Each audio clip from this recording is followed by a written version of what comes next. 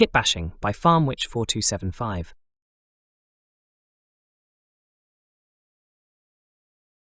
I knew we would end up like this. I sat in my seat overlooking the bridge as I sipped a cup of tea. Trapped in a system we didn't know, surrounded by thousands of derelict craft and starship debris from a gargantuan ancient battle, while barely escaping from pirates. So, what's the damage? I asked. Portside nacelle was blown off. Starboard engine was destroyed. Main engines are broken. We have maybe 20% thrusters total. Enough to move around slowly, but yeah. We're dead in the void at the moment, I heard over the radio from the crew outside. I sighed and finished my tea. I looked over the data slates for damage reports. Breach in starboard engineering. A railgun slug went straight through, miraculously missing our reactor by mere inches. Multiple breaches.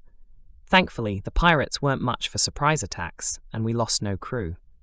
Some freezer burns from void exposure and a few broken bones, but nothing they won't walk away from. We can be thankful for that, at least. The ship I'd had for 2 decades was in ruins. Tatters, shambles, whatever descriptive facsimile you could think up. It was done. We could repair it with plenty of resources, but once we got to dry dock in a safe area, it would be immediately scrapped. It would fail inspection, its license pulled, and then it would be scrapped. Livelihood gone. Start scanning the debris field for usable components. Let's start repairs and get out of here. We'll say our goodbyes and submit our job applications when we're out of the woods, I said with a somber sigh. Yes, sir, the others in the room replied in a somber tone. A few hours passed, and our local human, just a service technician who fixed light panels and replaced filters, arrived on the bridge in a full spacesuit, holding a toolbox. Hey, boss, he said excitedly. Oh, hello, Thomas. Kitted up for the repairs already? I said. Nope. Grabbing my scout bike and going for a quick joyride. I saw something in the debris field and wanted to check it out. Just came to get the okay, he said with a smile behind his bulletproof faceplate. I looked at the scanning technicians, who looked back and tapped their timepieces. Looks like it'll be a few hours before we can do anything, so go ahead. Please be safe. It looks like we're on a thin line here. Yes, sir, he said with a salute and hurried his way toward the partially damaged cargo bay. Let's hope he finds something valuable at least. Anyway, how's the scan coming? I asked. Half the sensory array is disabled. I'm having to do short scans across a grid system.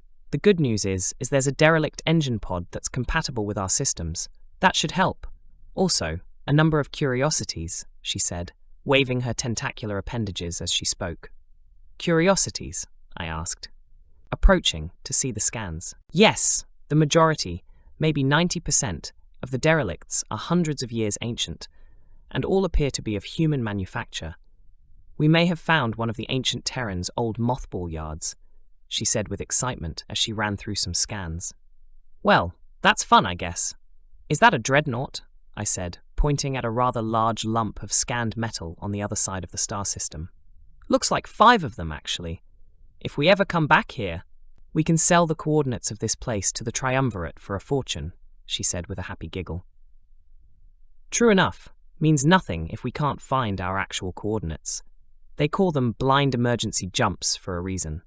Let's figure that out later. What's Thomas up to? I asked.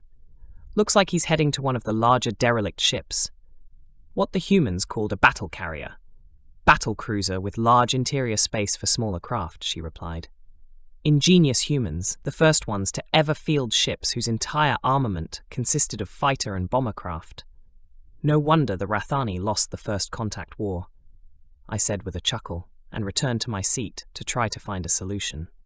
A few hours passed, and I got the notice our engines were back online. Thomas was nowhere to be found, so I decided we would very gingerly coast up to him using momentum. Easier said than done, considering the debris field, but eventually, we came into visual distance of the craft he was on. I could clearly see his transponder signal coming from the massive warship. Hey, boss! Came the loud, excited yell over the radio. Oh, hello, Thomas. Glad you finally spoke to us, I said, scoldingly. Don't whine. I've been busy. You see that large U-shaped ship near me? He said.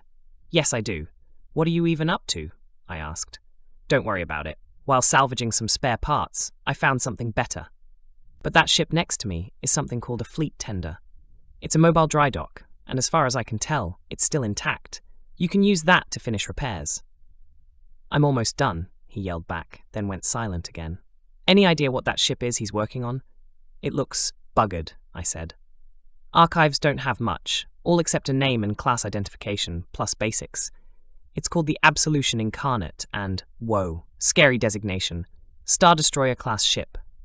The type is an impeller carrier, says here, scaled down replica of Thrawn's Revenge impeller class carrier, refitted for rim exploration. Huh, I have no idea what that means, she said with a shrug. The end. Like and subscribe for more content.